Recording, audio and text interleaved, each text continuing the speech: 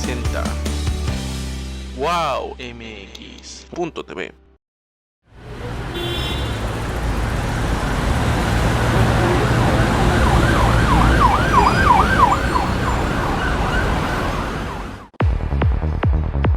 Si yo fuera servidor público. Un programa de análisis, participación e información ciudadana.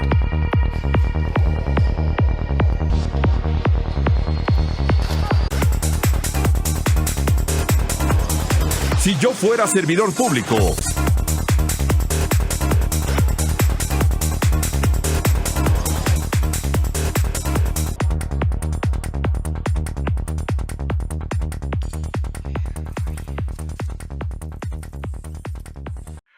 Amigos, es un gusto que nos esté acompañando aquí en Si Yo Fuera Servidor Público a través de la pantalla de Wow TV, antes Aztel TV, muy contentos de estar con ustedes. Hoy vamos a tener un tema bien interesante porque sabe usted que desde 2018 que llegó esta cuarta transformación, bueno, nuestro presidente antes candidato, bueno, con el tema de la corrupción que nos ha traído y que ha sido una narrativa que le ha dado muy buenos dividendos, dice que los que no están de acuerdo con su proyecto, pues obviamente son corruptos y ahí mete políticos y ahí mete empresarios y ahí mete intelectuales, nos mete a los periodistas y todo aquel que no está de acuerdo. Por eso, no vamos a hablar de la cuarta transformación. Vamos a enfocarnos en un tema muy interesante, que es el tema empresarial. Y el tema empresarial lo vamos a tratar de manera seria, por supuesto, y vamos a hablar acerca, fíjese, ahí le va, la importancia de la ética y la anticorrupción empresarial, sus beneficios económicos, sociales y productivos.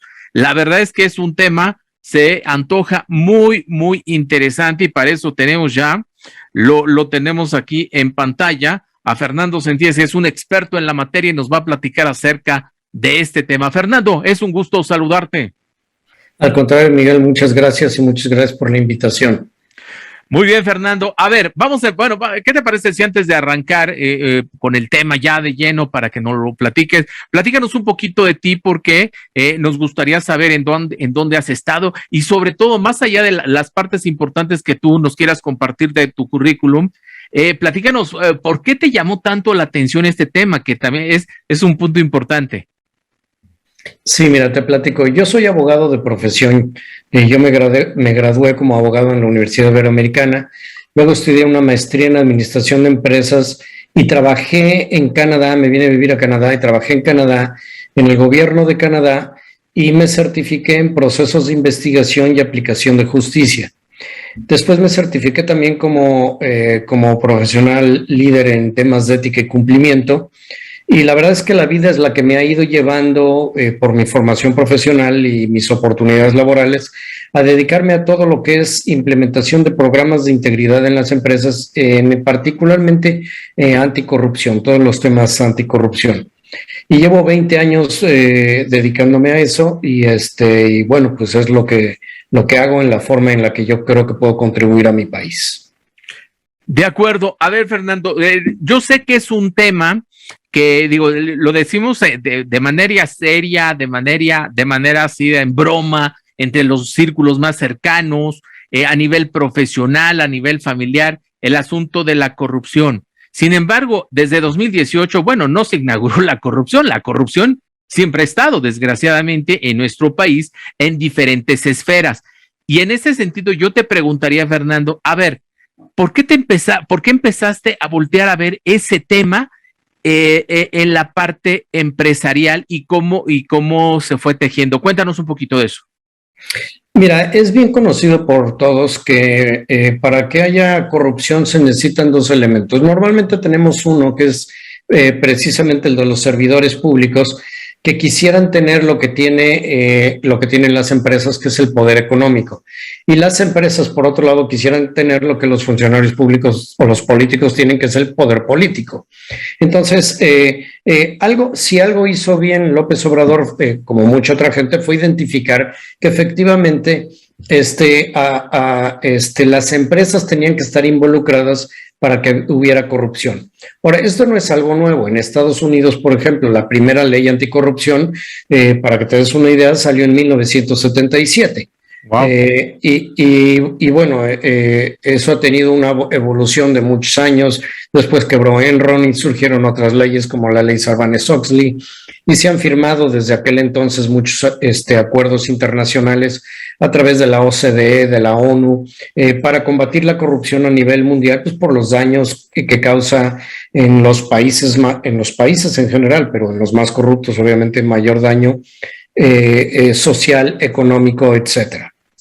Entonces, todos estos programas de integridad a lo que nosotros nos dedicamos sirven precisamente para encontrar mecanismos que impidan a las empresas involucrarse en actos de corrupción. Y la razón de ser de esto es porque se quiere poner precisamente un piso parejo, es decir, que las empresas ganen contratos de los gobiernos por su calidad, por sus precios, por su diferenciación en el servicio, pero no porque son los que dan las mordidas más grandes o los sobornos más grandes, ¿no? Ese es el origen. De acuerdo. Ahora, estamos hablando y volvemos al asunto de la cuarta transformación. El presidente López Obrador habla mucho de la época neoliberal, es decir, desde la presidencia de Carlos Salinas de Gortari hasta Enrique Peña Nieto.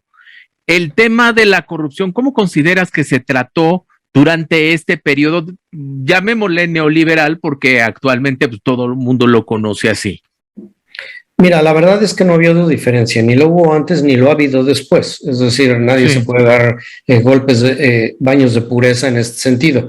Y empezó desde mucho, mucho antes. O sea, yo creo que algunos de los sexenios más corruptos ni siquiera fueron los neoliberales, fueron los anteriores, como con José López Portillo, Luis Echeverría, Miguel de la Madrid. O sea, todavía esos gobiernos fueron mucho más corruptos.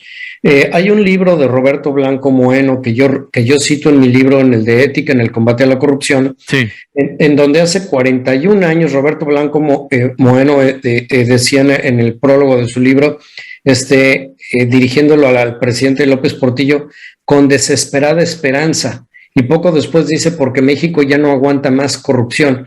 Te estoy hablando de hace 41 años.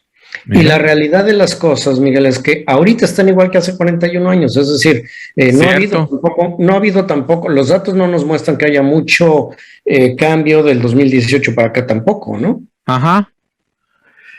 Híjole, eso que acabas de decir parece que si fuera una declaración actual, ¿eh? Así es, y es que te digo, no ha cambiado. O sea, los mismos problemas que estábamos atacando hace 41 años, pues los seguimos atacando ahorita exactamente igual. O sea, son los mismos clamores de la sociedad pidiendo que alguien haga algo efectivo para combatir la corrupción, ¿no? Digo, la corrupción, como cualquier crimen, no es algo que se vaya a abatir totalmente, que se vaya a extinguir. Sí, claro. Se controla nada más. ¿Sí me explico? Sí. Aún en los países más transparentes hay corrupción, igual que hay criminalidad, pero se tiene controlada. Y eso es lo que hay que lograr en uno de estos países. Decía el presidente López Obrador que él iba a acabar con la corrupción. Bueno, pues esa sola declaración en sí misma pues no es viable, ¿me explico? Es mera retórica. Sí, exactamente. Ahora, del exterior, ¿cómo se ve a México en este terreno del combate a la corrupción? Llámese la parte política, empresarial en general. ¿Cómo nos ven como país en esta materia? Mira, la corrupción tiene 4 ángulos desde los cuales se debe de atacar. Uno es el sociopolítico, otro es el jurídico institucional, que tiene que ver con las leyes y las instituciones que la controlan o que aplican las leyes para que se reduzca. El otro tiene que ver con el económico, que tiene que ver seguir las pistas al dinero, un poco lo que está haciendo la unidad de inteligencia financiera. Y el tercero es el tema ético-cultural. Y ese es el que no hemos atacado, precisamente.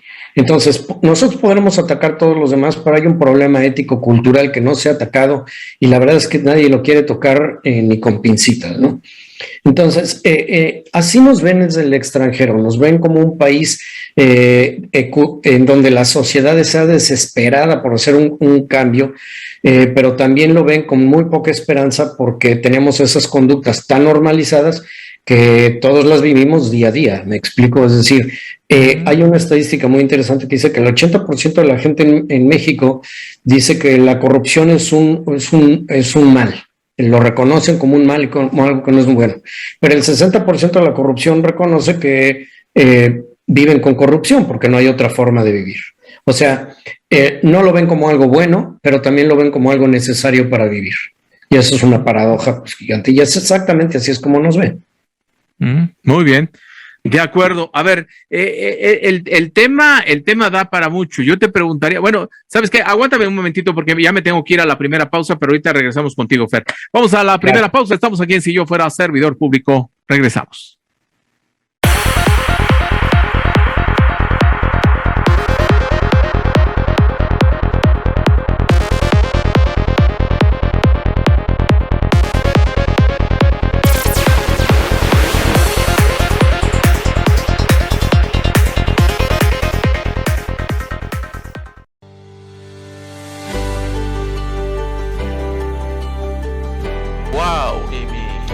wowmx.tv.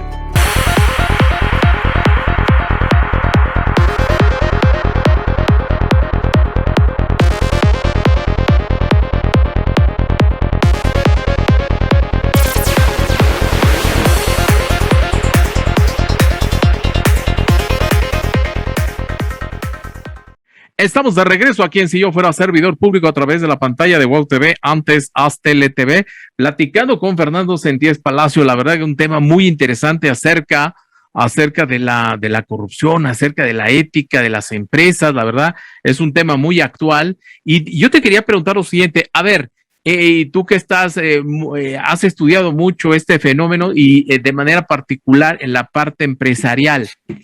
Las empresas actualmente hemos visto en los últimos años cómo se han agrupado en las diferentes cámaras y escuchamos el Consejo Coordinador Empresarial y escuchamos Coparmex, Canaco, Concamín, en fin, una gran variedad de cámaras dependiendo del ramo de cada una de ellas. Yo te preguntaría en este sentido, con toda la experiencia que tienes, con los años que tienen muchas cámaras muy reconocidas a nivel nacional e internacional, ¿qué tanto ha servido esta agrupación en cámaras precisamente para ir combatiendo este mal? Porque obviamente es un mal que ahí está y que está, como bien nos lo comentabas, está de ambos lados, no solamente está del lado político, también está obviamente del lado empresarial. No quiere decir que todos los empresarios, que todos los políticos estén metidos en eso, no, sería injusto, la verdad es que sería injusto decir que todo el mundo estamos metidos ahí. No, hay algunos que sí están metidos, pero ¿qué tanto ha ayudado a agruparse en estas cámaras para precisamente ir combatiendo, obviamente no abatirlo por completo porque resultaría la verdad imposible, pero qué tanto ha servido, Fernando? Bueno, estas cámaras han existido, la mayoría de las que mencionaste, desde hace mucho tiempo, tanto el Consejo Coordinador Empresarial, como la CONCAMIN, la CONCANAC, todas esas organizaciones han existido por mucho tiempo. Ahora, sí han sido muy importantes para promover la integridad en las empresas y fomentar la implementación de programas de integridad, sobre todo empresas nacionales que no están obligadas a otras leyes extranjeras. No son la única fuerza que ha impulsado esto. La sociedad civil ha hecho mucho, y también algunas leyes que se han firmado a raíz de tratados que ha firmado México con el extranjero. Entonces, si pones todos esos elementos juntos, son lo que ha hecho y lo que ha llevado a que la mayoría de las empresas, principalmente grandes, implementen programas de integridad para reducir la corrupción. Y han tenido un efecto, y hay que decirlo, muy, muy positivo. Sin duda alguna, hay muchísima menos corrupción por parte de las empresas ahora que de lo que había hace 10 años o 20 o 30 años, sin duda alguna. Pero vamos, ahora estamos viendo, y con mucha preocupación, Miguel, un efecto diferente. Lamentablemente, las empresas han hecho su parte, han reducido significativamente a través de estos programas el pago de sobornos para hacer trámites, pero los políticos, lo que han hecho, muchos de ellos, como tú dices, por supuesto, no todos los son corruptos, ni los empresarios, ni los políticos, pero también sabemos que hay empresarios muy corruptos y políticos muy corruptos. Lo que están haciendo, y es un fenómeno que estamos empezando a ver y a estudiar, es que ese dinero que antes daban las empresas para los políticos, que normalmente acababa desviándose, como tú lo sabes, ahora proviene de una alianza mucho más grave, que es con el narcotráfico. Exacto. Entonces, el crimen organizado es ahora quien está dando esos subsidios, por llamarles así, a ciertos grupos políticos, pero pues eso no es gratis, ¿no? Eso viene con un precio. Sí, fíjate que acabas de mencionar eso y la verdad es que es gravísimo porque estamos hablando que se ha escuchado a lo largo de varios años, yo diría que los últimos 20, 25 años, se ha escuchado siempre ese run de que el narcotráfico está detrás de ciertos políticos, de ciertos servidores públicos a nivel estatal, municipal y a nivel nacional. Sin embargo, en esta última elección creo que es cuando más, y estarás de acuerdo conmigo, Fernando, se ha escuchado muchísimo más, no solamente el run, sino ya con nombre y apellido, inclusive ya con amenazas y a través de las redes sociales y de los medios masivos de comunicación, vemos claramente que pues están en el juego político.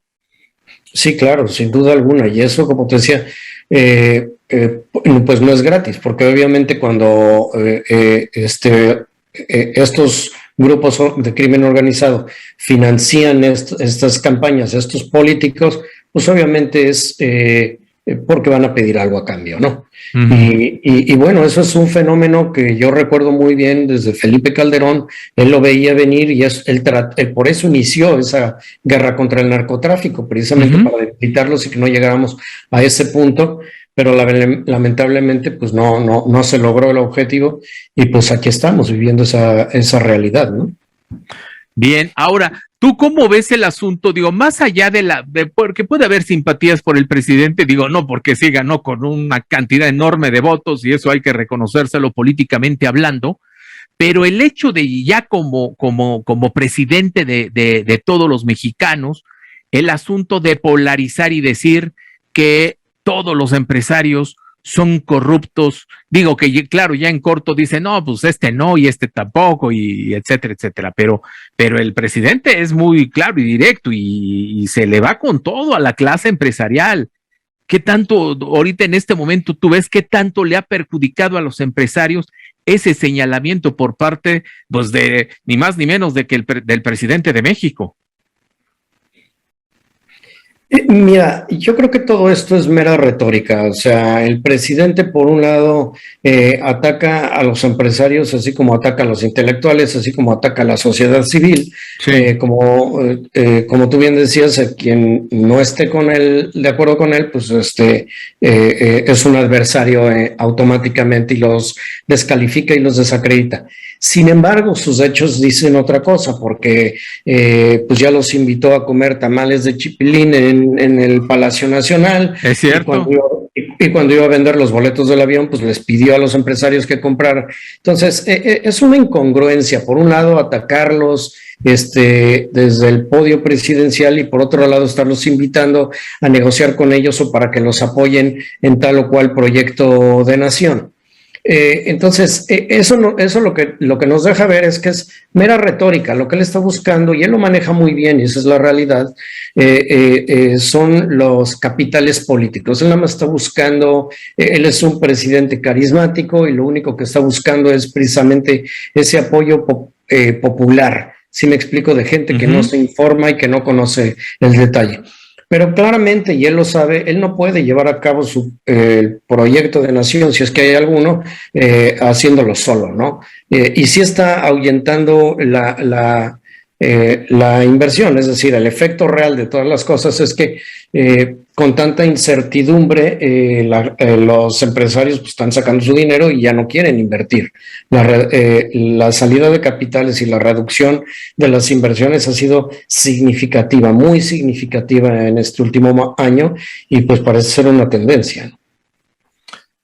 Híjole, la verdad que sí es Es una situación pues delicada la que estamos viviendo como país y más en este sentido. A ver, vamos a tocar el siguiente bloque, el tema de tu empresa, y porque me interesa mucho saber cómo trabajas con las empresas, valga la redundancia, o sea, tu empresa, tu organización, cómo trabaja con las empresas en este tema en particular. Porque, a ver, nada más para que todo el público sepa, dice Fernando, es el fundador y global CEO de Amitai, ¿así se pronuncia Amitai? Amitai, sí. Amitai México y América Latina, empresa líder con 20 años de experiencia en brindar soluciones de ética y cumplimiento a las organizaciones con presencia en 15 países y más de 2,200 clientes, que no es poca cosa, desde Canadá hasta Argentina. Ha sido consultor en temas de ética organizacional y cumplimiento normativo, asesorando a cientos de organizaciones gubernamentales, esto me interesa más, Fernando, y privadas con soluciones de ética y con la implementación y monitoreo de programas de integridad y combate a corrupción alineados con las mejores prácticas a nivel mundial. A ver, en 2 minutos que nos quedan aquí de este bloque, dime primero quién te convenció, cómo lo hiciste para... porque finalmente eres una empresa para monetizar esto, porque obviamente pues hay que cobrarles, ¿no? Pero ¿cómo hacerle? Porque no sé, bueno, yo que no conozco tanto el tema en lo que tú, que eres experto, ¿cómo lo concebiste para que lo vieran viable muchas organizaciones? Y estamos hablando de un montón que has asesorado. Sí, mira, esto empezó con procesos de selección de personal. Sí. Y iniciamos originalmente en un proyecto muy interesante, estoy hablando del sector público, con el gobierno federal para poder identificar precisamente procesos de selección a potenciales funcionarios públicos corruptos. Y fue muy, muy exitoso. De hecho, se volvió esa plataforma en algo estándar durante todo el gobierno del presidente Vicente Fox. Y llegó a ser parte del servicio profesional de carrera, se implementó como parte del procedimiento, pero lo hemos hecho con agencias de seguridad como la policía y prácticamente todas las organizaciones del gobierno federal, pero hemos tratado también con gobiernos locales y lo hemos hecho también incluso con partidos políticos, donde hemos a través de diferentes mecanismos y herramientas que nosotros vendemos y tenemos en la empresa, ayudar a encontrar perfiles para los funcionarios o políticos y que después no les revienten la cara pues lo que está sucediendo ahorita, ¿no? Ponen un candidato y resulta pues que estuvo involucrado en temas desde acoso sexual hasta corrupción o lazos con el narcotráfico y todo ese tipo de cosas. Entonces, todas esas, desde el punto de vista de negocio, son oportunidades de negocio de servicio y así es como lo hemos monetizado. Eso nos dedicamos, a proveer servicios tanto a empresas como gobiernos pues, para reducir los riesgos de contratar a gente potencialmente problemática, ¿no? Híjole, la verdad es que sí está bastante interesante. Vamos al siguiente bloque y al siguiente corte y regresamos con esta información que la verdad que se está poniendo cada vez mejor. Vamos a la pausa, regreso.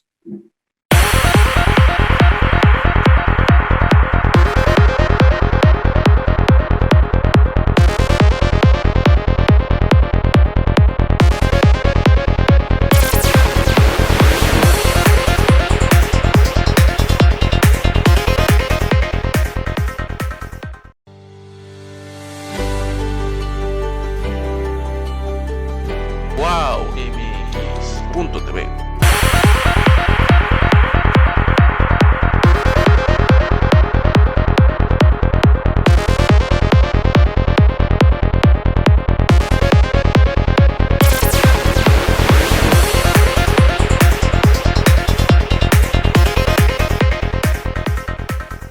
Estamos de regreso aquí en Si Yo Fuera Servidor Público a través de la pantalla de Wow TV, antes Hasta LTV, platicando con Fernando Sentíes Palacio. La verdad es que es un tema muy interesante acerca de la ética, cómo implementarlo. Ya nos dio algunas luces de lo que le vende a las empresas públicas y privadas, cómo los ha convencido, no solamente en México, sino en otros países. Tiene nada más apenas 20 años de experiencia en el apenas 20 años en el ramo y la verdad es que ha sido un exitazo.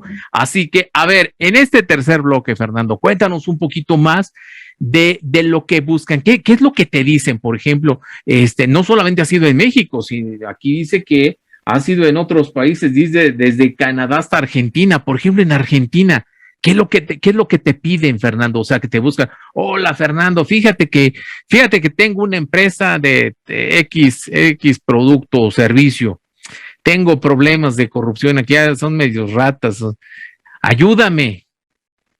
¿Qué sigue después del ayúdame? Mira, lo que pasa es que los programas de integridad tienen muchos elementos y muchas herramientas que es donde nosotros podemos ayudarles. Por ejemplo, puede ir desde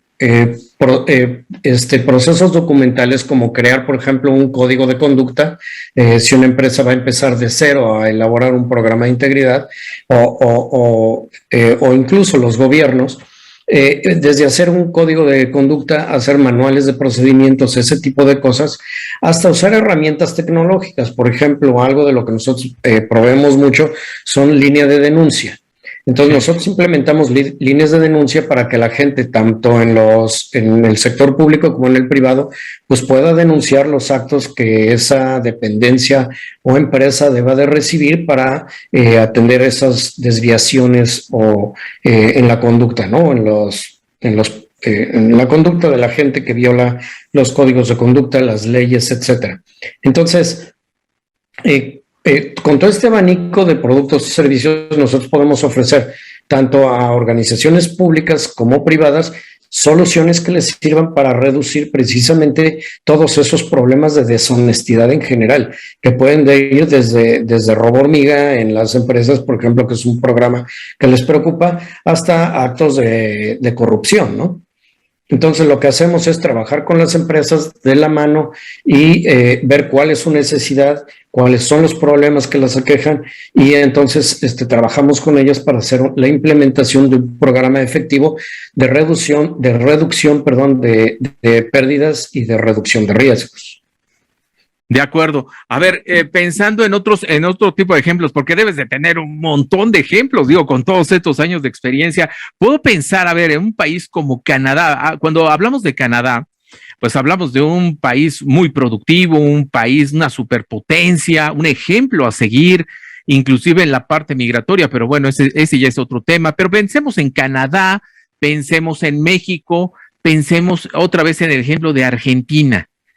¿Qué diferencias ves en estos tres países, Fernando, cuando hablamos, por ejemplo, de que te buscan del sector gubernamental? ¿Qué diferencias ves tú? O sea, ¿qué podemos decir? ¿Quién es más corrupto de estos tres países? ¿O quién se deja guiar más precisamente por tu asesoría, o sea, por tu trabajo? O sea, los canadienses, los mexicanos, los argentinos, ¿quiénes de plano no se dejan ayudar? O sea, cuéntanos un poquito de eso para ver qué diferencias hay. Sí, mira, primero déjame acotar en algo.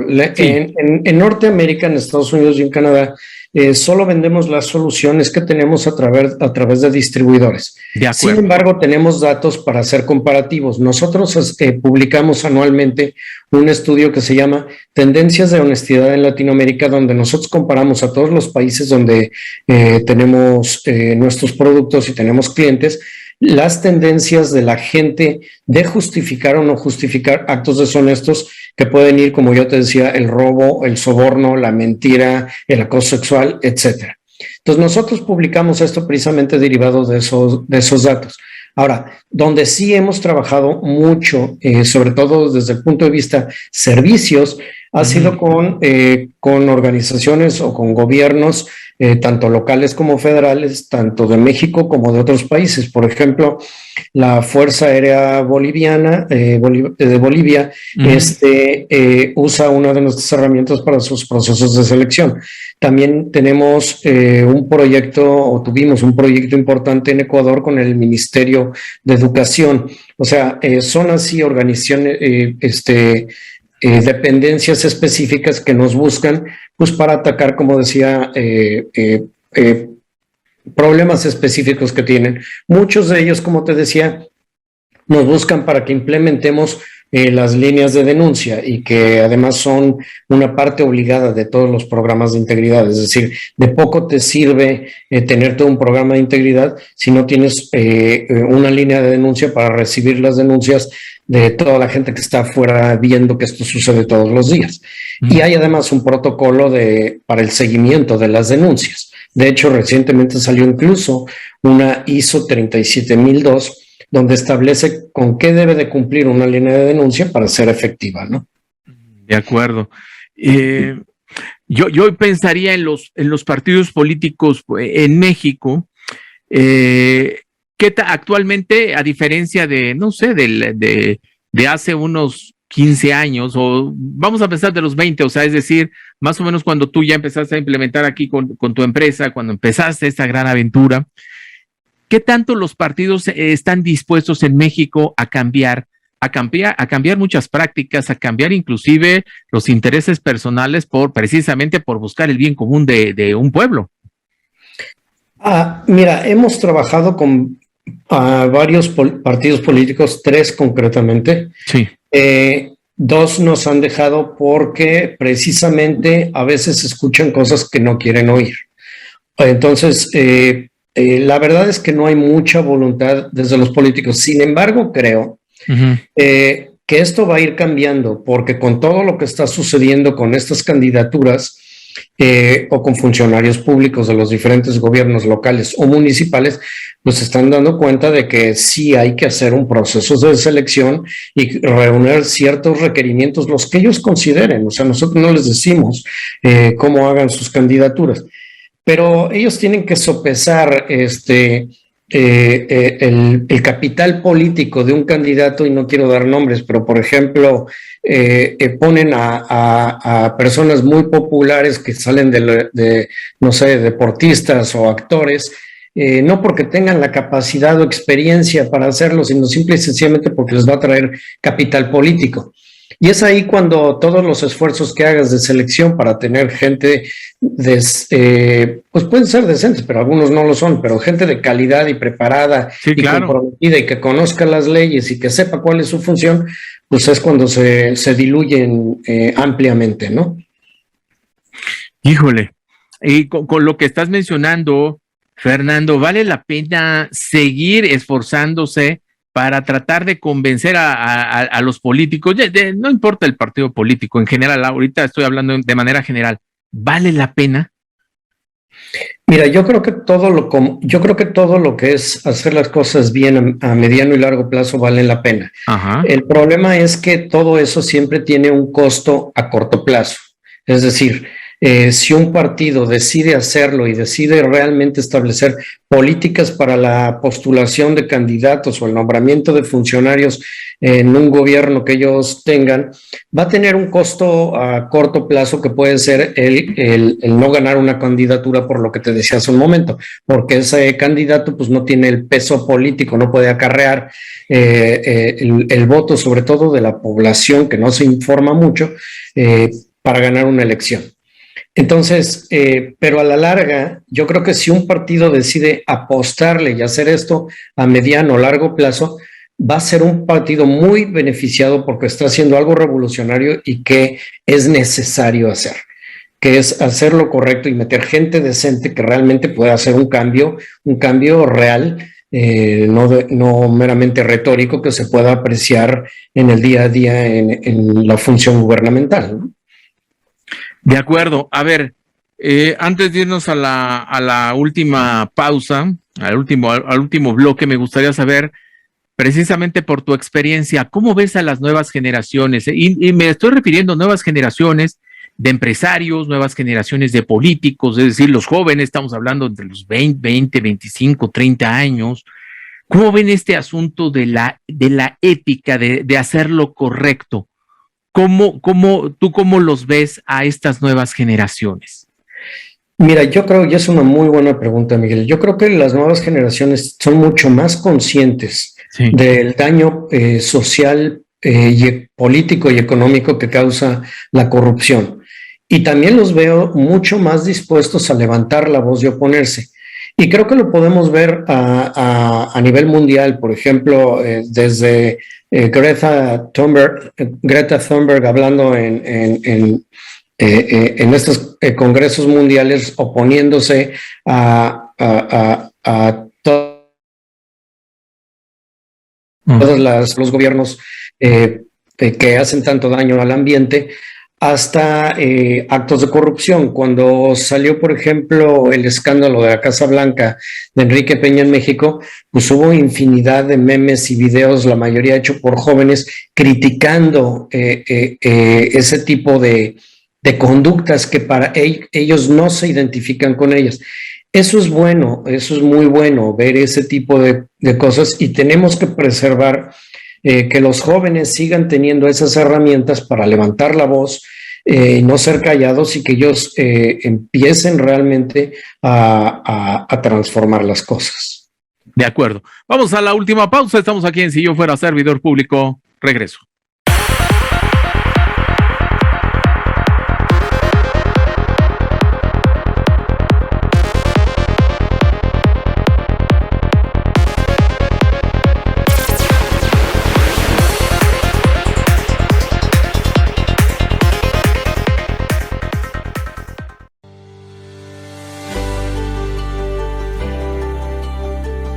Wow.mx.tv.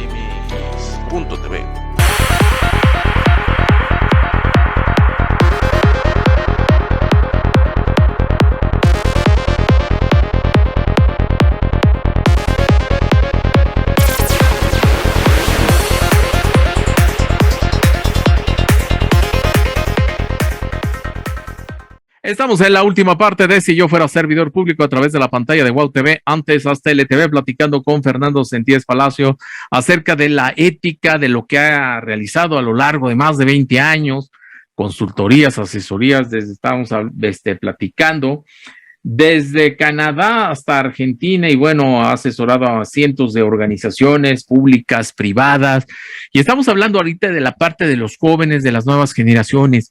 Fernando, ¿qué tanto crees que ha influido, para bien o para mal, el asunto de las redes sociales? Ya nos platicaste ahorita una parte de los memes, ¿no? De lo que no están de acuerdo los jóvenes. ¿Qué tanto más has analizado en este sentido que han servido precisamente para abonarle a la ética en cualquier terreno político, empresarial, social, académico, el que tú quieras? Muchísimo, muchísimo. Sin duda alguna, todos los medios que tienen que ver con redes sociales o con el Internet están, de hecho y de alguna manera, matando a los medios tradicionales de comunicación, cuando menos los están afectando significativamente, sobre todo en las generaciones jóvenes, porque eso es lo que ellos consumen. ¿Sí me explico? Uh-huh. Generaciones como yo seguimos escuchando e informándonos a través de los medios tradicionales. Muchos de estos medios, también hay que decirlo, pues están migrando a esos nuevos foros. ¿Sí me explico? Sí, sí, pero, sí. Pero la tendencia es que los jóvenes consuman todo en sus teléfonos celulares. Entonces, y las redes sociales han demostrado, por ejemplo, desde el escándalo con las elecciones con Donald Trump y Hillary Clinton, que pueden ser usadas para lograr cosas que jamás hubiéramos imaginado, como modificar el resultado final de una elección en Estados Unidos. Y bueno, las redes tienen sin duda alguna ese impacto. Y por eso hay que cuidarlo mucho, porque las redes, un escándalo en las redes, pues te puede generar como persona, como empresa, como gobierno, muchísimo daño o muchísimo beneficio, ¿no? Entonces, sin duda alguna, hay que cuidar todo lo que se dice de nosotros, pues en las redes sociales, ¿no? De acuerdo, bueno, pues muy importante lo que estás mencionando. A ver, pregunta para mí resultaría muy interesante saber su respuesta. A ver, ¿por qué razón Fernando Sentíes no le gustaría tener una relación con alguna empresa privada o con algún sector público, es decir, un partido político, alguna dependencia gubernamental? O sea, ¿por qué les dirías, no, sabes qué, no puedo trabajar contigo? Así de manera general. Mira, lo único por lo que no lo haría, porque digo, nosotros estamos para servir y esta es nuestra misión como empresa y nuestra misión social. Eso hacemos, ayudar a organismos a hacerlos más transparentes, a reducir sus riesgos, a promover culturas éticas, que de hecho ese es nuestro eslogan. Lo único que no lo haría es si me pusieran a mí condiciones de que vamos a usar tal o cual servicio o herramienta, pero lo vamos a usar para tales o cuales fines que no tienen nada que ver con lo que nosotros queremos. O sea, que me pongan condiciones donde, porque ya nos sucedió una vez, nos sucedió en el gobierno del Distrito Federal,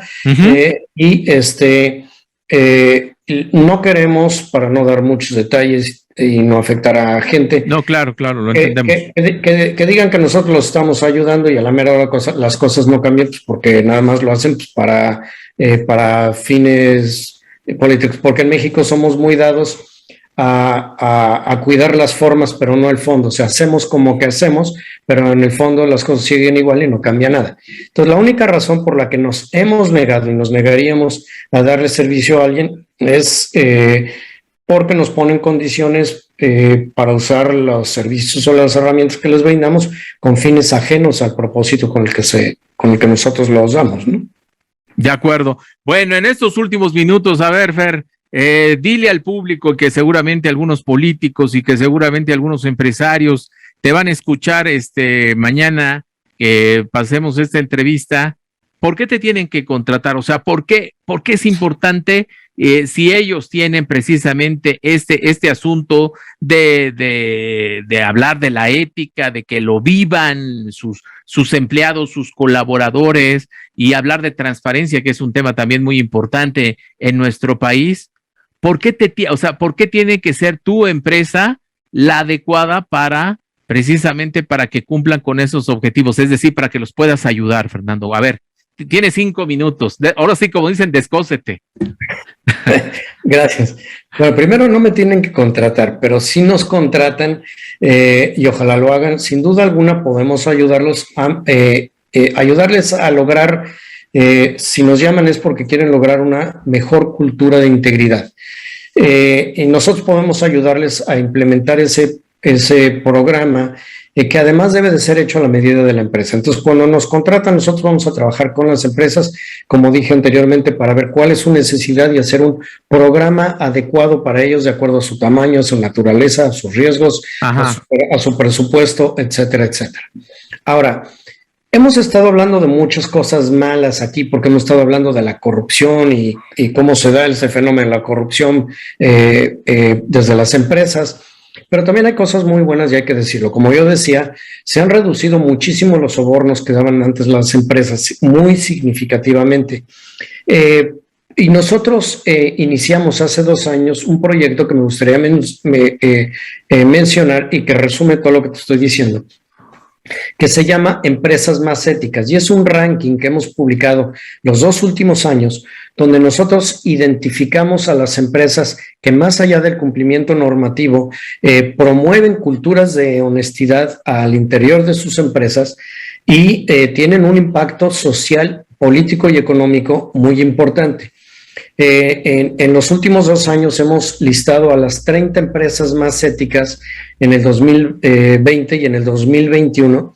Y para que te des una idea, estas 30 empresas emplean más de 60,500 empleados. O sea, el impacto que tienen en la vida de 60,500 empleados. Ahora, si tú traduces esto a inversión, cada empleo, de acuerdo al Instituto Mexicano de la Competitividad en México, cuesta $189,000 de inversión para crear cada empleo. Eso quiere decir que la inversión requerida de esas 30 empresas es de $11,374 millones. Entonces, imagínate esto si hacemos 300 empresas más éticas o 3,000 empresas más éticas o 30,000 o 300,000 empresas más éticas. O sea, el impacto positivo que tiene social y económico a nivel sociedad es gigantesco. Pero no solo eso, las empresas que lo han hecho también empiezan a ver muchos beneficios, porque además, como te decía, por las tendencias y la firma de contratos que ha hecho México, han dado lugar a una serie de modificaciones y leyes que obligan a las empresas a tener programas de integridad. Pero también hay una tendencia que es que las grandes empresas transnacionales que están regidas por leyes muy, muy estrictas en temas anticorrupción tengan que tener esos programas y obligan o le piden a sus proveedores locales que tengan esos programas de integridad. Entonces, empresas que no empiecen a implementar sus programas ahorita van a ver reducidas sus probabilidades de negocio, de oportunidades de negocio en un futuro muy cercano. Entonces, muchas empresas, tanto grandes como pequeñas, están empezando a implementar esos programas de integridad para tener oportunidades, porque ya hay un padrón de empresas íntegras en la función pública, porque Pemex ya lo está pidiendo a sus empleados, además de todas las grandes transnacionales en nuestro país que le piden a sus proveedores y aliados de negocio pues, que tengan estos programas de integridad. Entonces, hay algo muy, muy positivo, más allá de todo lo negativo que platicamos y todas las historias de terror que hemos vivido. La verdad es que al final del día, esto tiene un impacto muy positivo y es por lo que lo hacemos. De acuerdo. Bueno, pues ahí está la información, la verdad que muy interesante y ojalá y se anime porque créame usted que este tema no solamente es importante en México, sino también a nivel global. Y le va a traer muy buenos dividendos, no solamente por el asunto de los dividendos, sino porque creo que hay un asunto de lo que menciona Fernando, un asunto de ética y sobre todo también de coherencia, ¿no? De que realmente las empresas estén para servir. Obviamente tienen un asunto también lucrativo y que es válido, pero siempre y cuando, en tanto cuanto sea ahora sí que como dirían algunos, ¿no? Por la derecha.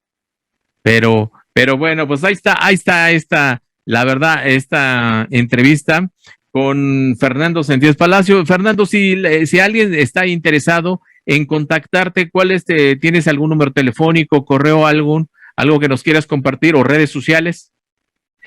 Sí, mira, nos pueden encontrar en amitai.com, amitai.com. Sí. En las redes sociales nos pueden encontrar como Amitai Latam. Y el teléfono en la Ciudad de México es 9000-4050. Ahí nos pueden encontrar.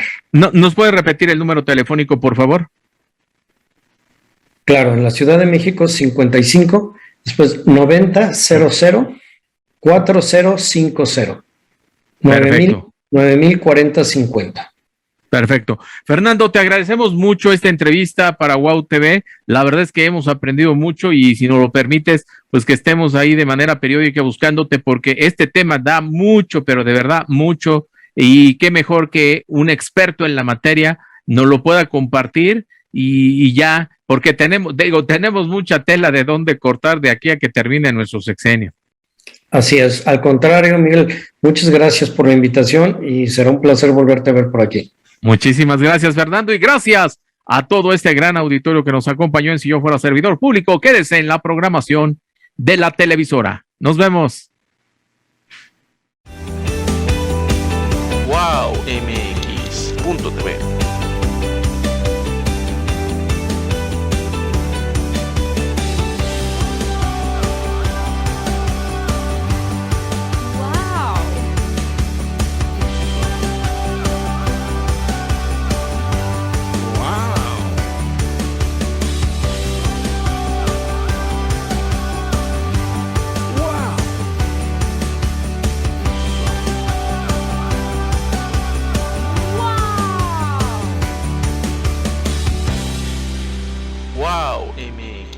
WowMX.tv